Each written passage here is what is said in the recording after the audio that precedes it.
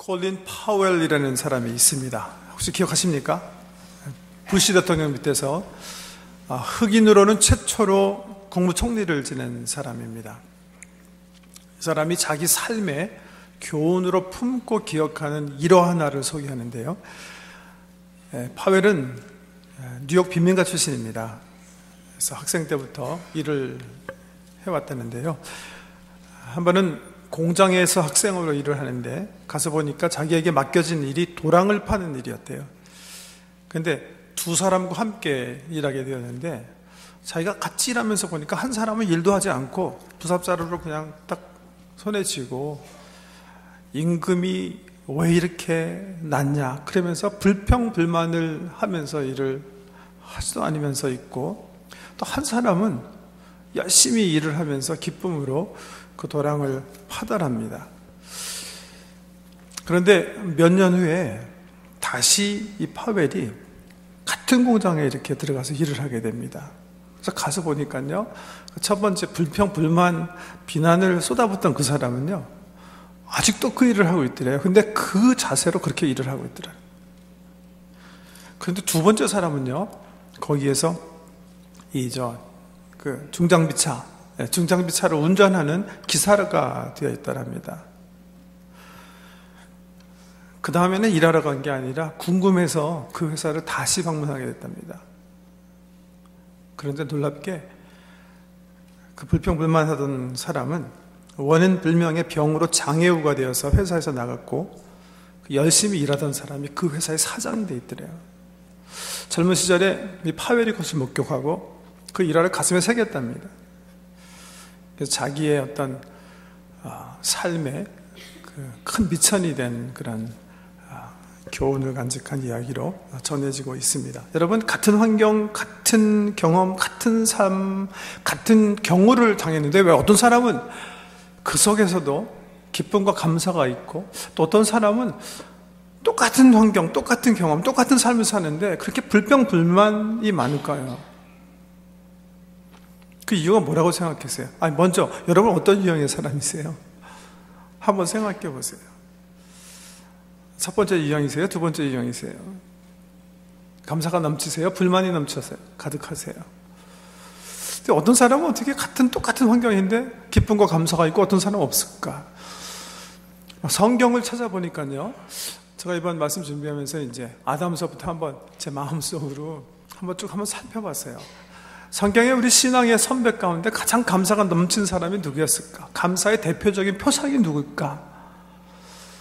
바울일까 생각했는데 역시 바울보다는 바울 서신도 이제 감사가 넘치는데요, 역시 다윗인 것 같았어요. 다윗.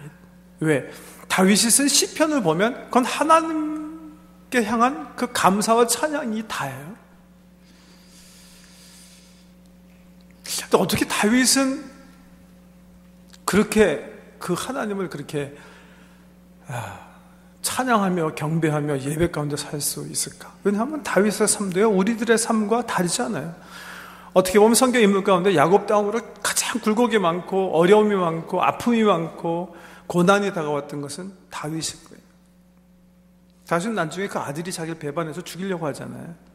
아들이 겁탈을 당하잖아요. 아들끼리 서로 죽이잖아요. 엄청난 시련을 겪었어요. 그럼에도 불구하고 다윗의 이 가슴속에는 항상 하나님을 향한 감사가 있었어요.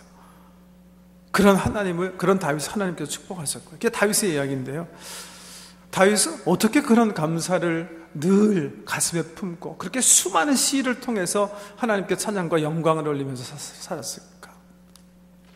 오늘 본문에 읽어드린 그 사무엘하 22장 51절 말씀은 다윗이 쓴 감사시의 맨 마지막 부분이에요. 이렇게 고백하고 있죠. 이러므로 여호와여, 내가 모든 민족 중에서 주께 감사하며 주의 이름을 찬양하리이다. 이렇게 끝을 맺는데요, 먼저 이 시를 언제 썼나 한번 살펴보세요.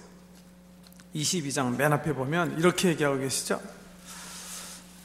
시를 쓰게 된 경위를 얘기하면서 여호와께서 다윗을 모든 원수의 손과 사울의 손에서 구원하신 그날에 다윗이 이 노래의 말씀으로 여호와께 아뢰어 이르되, 이렇게 시작하고 있어요.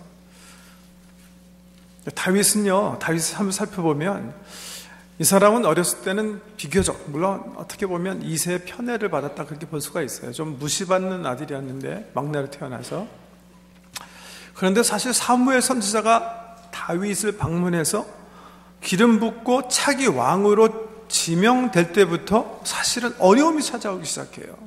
하나님의 은혜로 골리앗을 이겼는데 오히려 그 승리의 역사가, 그 믿음의 역사가 반전이 되어가지고 사울의 미움을 받기 시작하잖아요. 그 당대 사울의 권력은 대단한 거였어요. 조그만 땅덩어리에 왕이 군사를 데리고 이 다윗을 죽이려고 하는 거예요. 그래서 다윗이 도망당기기 시작하는 거예요. 여러분 몇 년 도망당기지 아세요? 그 조그만 땅덩어리에서 10년 도망당긴 거예요. 사울은 죽자사자 수색대를 이끌고 자기 아들 요나단에게 왕위를 물려주기 위해서 다윗을 죽이려고 출격하고 있고, 정말 구사일상의 여러 가지 일들을 경험하면서 다윗은 도망댕겨요. 근데 결국 사울이 죽죠. 사울 왕이 죽죠. 그래서 그의 고난이 끝났습니까? 그렇지 않습니다. 그를 따르던 11지파가 결집해서 다윗이 망대는 것을 받기 위해서 다시 전쟁하자고 붙어들어요. 그래서 다시 10년 도망자의 삶을 살다가 다시 또 4년 동안 다윗은 정말 피 튀기는 싸움을 자기 민족들과 하게 됩니다. 근데 오늘 본 말씀 보시니까 그 싸움이 이제 종식된 거예요. 그러니까 10년 동안 그냥 너무 힘이 들어가지고 도망다니다가 한 번은 또 골리앗의 나라 그 블레셋의 망명까지 가잖아요. 너무 힘들어서. 그런 정말 험난한 세월을 마친 시점에 자기 14년의 삶을 회고하면서 쓴 시가 바로 이 사무엘하 22장에 나온 시예요. 근데 이 시는 아마 우리 성도들이 사무엘 22장을 통해서 보다는 시편 18편 똑같이 나와 있는 시편 18편을 통해서 익숙하신 시일 거예요. 이렇게 노래하고 있어요. 여호와는 나의 반석이시요, 여호와는 나의 요새시요, 나를 위하여 나를 건지시는 자시요, 내가 피할 나의 반석의 하나님이요, 나의 방패시요, 나의 구원의 뿌리시요, 나의 높은 망대시요, 그에게 피할 나의 피난처시요, 나의 구원자이시라. 나를 폭력에서 구원하셨도다. 내가 찬송 받으실 여호와께 아뢰리니 내 원수들에게서 구원을 받으리로다. 저는 여기에 이 다윗의 감사의 비결이 있다고 생각해요. 왜 다윗이 평생 하나님을 기뻐하고 찬양하고 감사하며 살았는지 그 비결이 여기 있다고 생각해요. 다윗은 다른 어떤 사람도 가지지 않았던 확실한 지식이 하나 있었던 것 같아요. 그 지식 때문에 저는 이 다윗이 하나님께 감사하며 살 수 있었다고 생각해요. 어떤 지식이요? 하나님이 어떤 분인가 아는 지식, 그리고 자기가 어떤 존재인가 아는 지식, 누가 주인인가 아는 지식, 누가 왕인가 아는 지식, 누가 실제 주권자인가 아는 지식, 역사의 주인이 누구신가 아는 이 지식, 이 지식을 다윗은 가지고 있었어요. 다윗은 당대 왕이에요.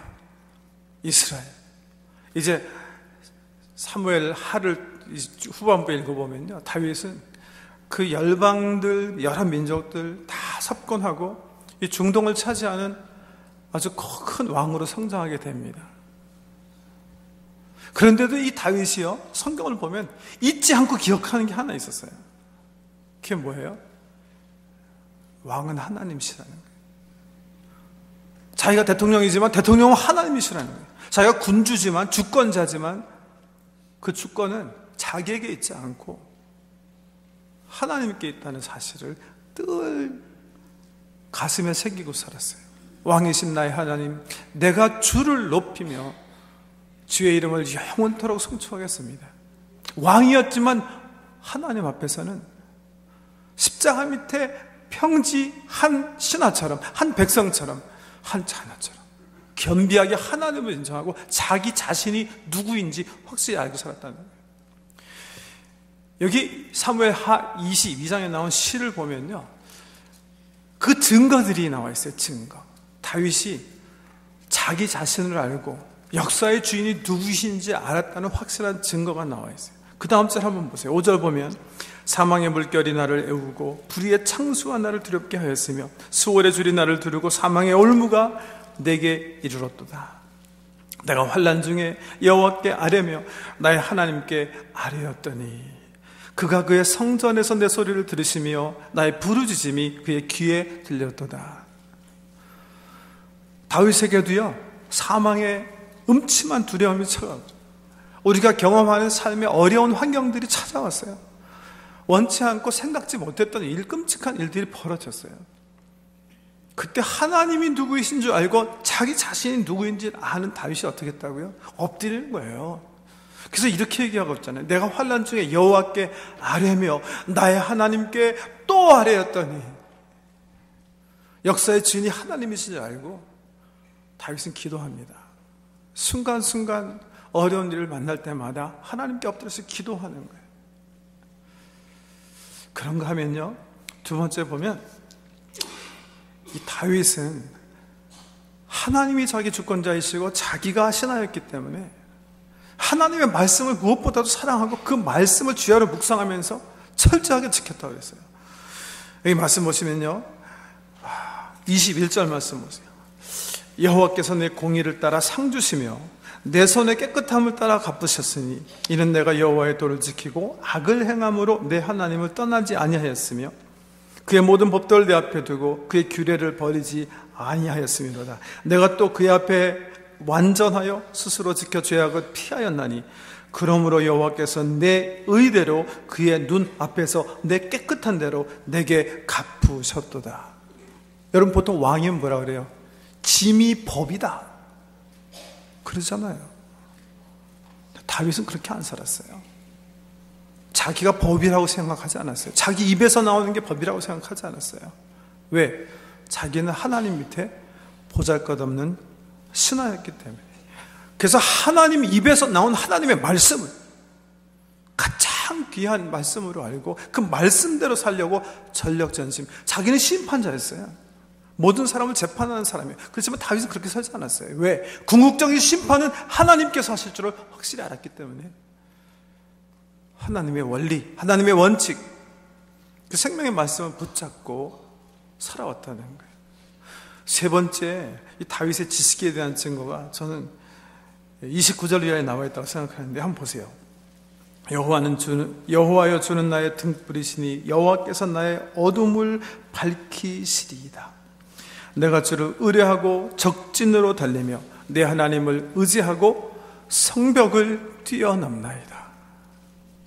14년 동안 정말 끔찍했던 전쟁들을 수도 없이 경험하면서 그는 자기를 의지하지 않았어요. 자기 실력과 경험을 의지하지 않았어요. 물맷돌 하나 던지면서도 하나님을 의지했다. 하나님을 의지하고 적진을 당기며 어둠 속에서도 하나님을 의지하여 내가 담을 넘나이다. 자기를 신뢰하지 않고 하나님이 어떤 분이신 깨닫고 그분 밑에서 하나의 백성으로 겸비한 마음으로 살아가는, 하나님이 어떤 분이고 자기가 어떤 존재인지 아는 지식, 이것 때문에 다윗은요 평생 하나님을 위해서 시를 쓰는 거예요. 하나님을 찬양하는 거예요. 고난을 주셨던, 기쁨을 주셨던, 승리를 주셨던, 실패를 주셨던 하나님 마땅히 받으실 찬양을 하나님께 올려드리게 됐다는 겁니다. 한국의 시인 가운데 김현승 시인, 우리 기독교 시인, 대표 시인인데요, 이분이 쓴 시 가운데 그 사실을 우리에게 너무나 정말 이렇게 잘 표현해 주신 시가 하나 있어요. 김현승 선생의 다른 시보다는 이게 너무나 기독교 색채가, 창조론적 색채가 짙기 때문에 비교적 덜 알려진 그런 시인데요, 감사하는 마음이라는 시예요. 한번 화면에 한번 보세요.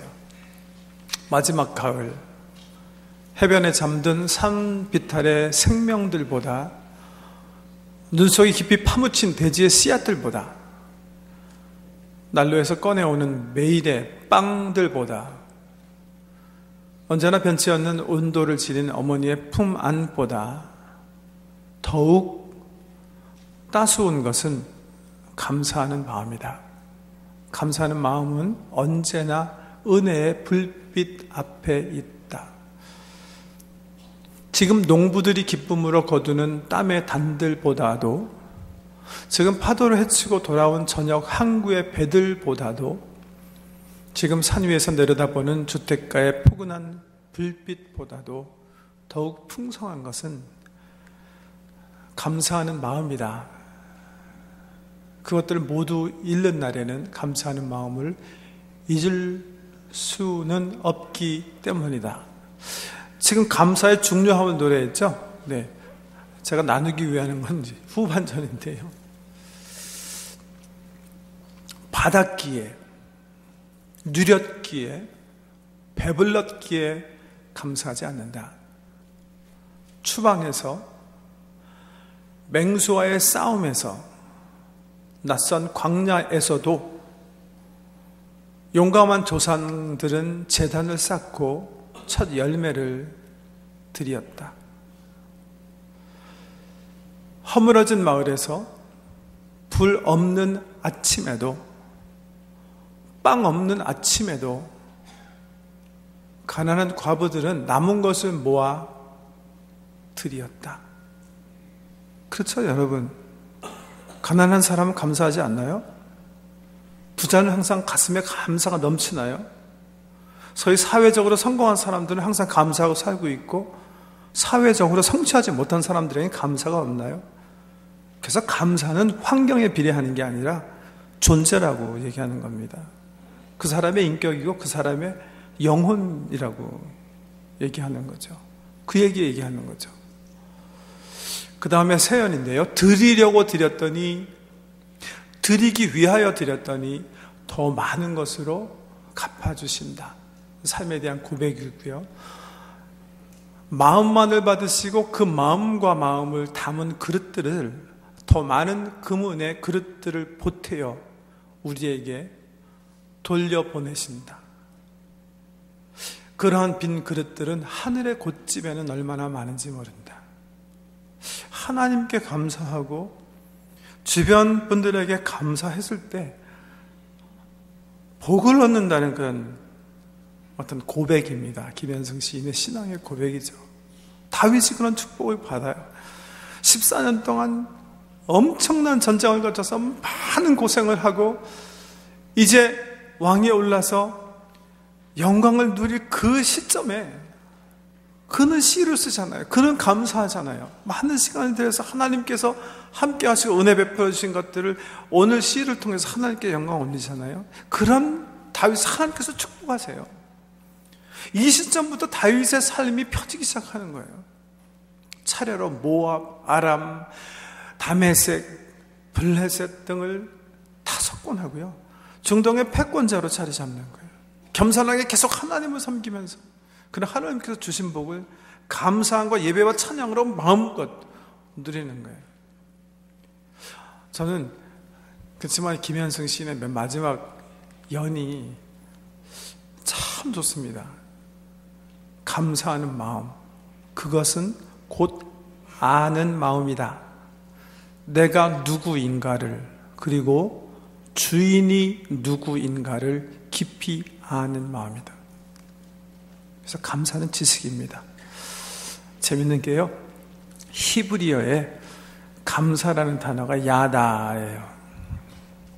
야다라는 게 크게 두 가지 다른 의미가 있는데, 하나는 고백한다는 뜻이고요, 또 하나는 안다는 뜻이에요. 그런가 하면 라틴어에서 think라는 단어가, thank라는 감사라는 단어와 한 어근에서 나온 거예요.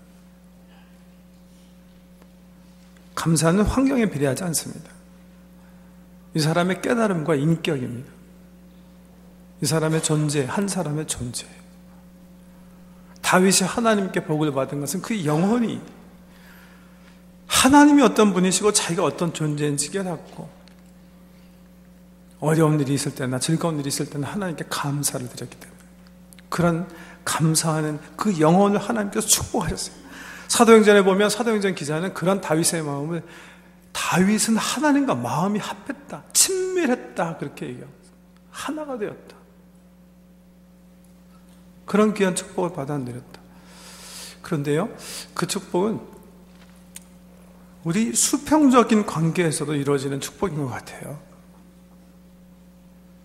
여러분, 우리와 함께 살게 하신, 또 관계를 맺고 살게 하신 분들에게 감사하며 사시는 분들이세요? 아니면 원망하며 사는 분들이 계세요?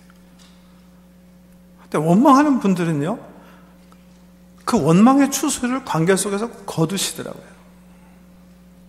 반면에 감사하며 사시는 분들은 그 감사의 열매를 반드시 복으로 거두시게 돼 있어요. 제가 금요 철학 기도 때도 인용한 글이지만 이번에 말씀 준비하면서 귀한 글을 하나 발견해서 읽어드릴게요. 제이 데니스라는 분이 쓰신 Thank You Therapy라는 책인데요.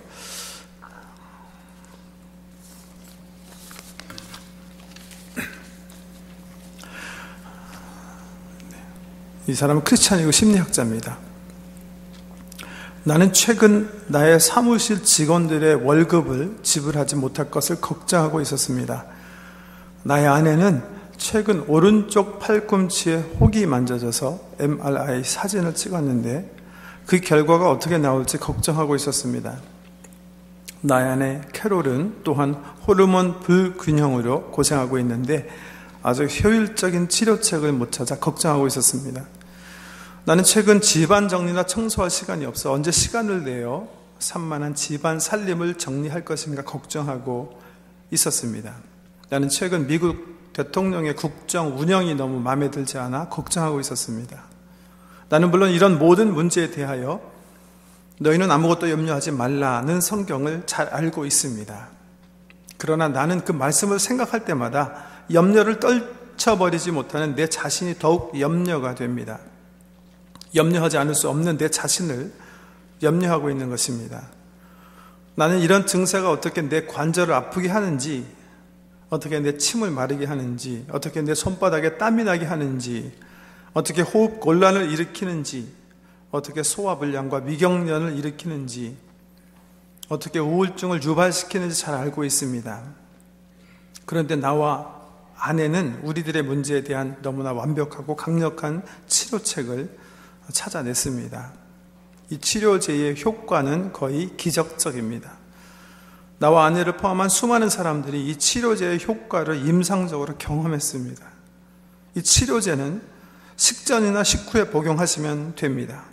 호흡 곤란을 느낄 때, 가슴에 통증이 느껴질 때 수시로 복용하실 수 있습니다.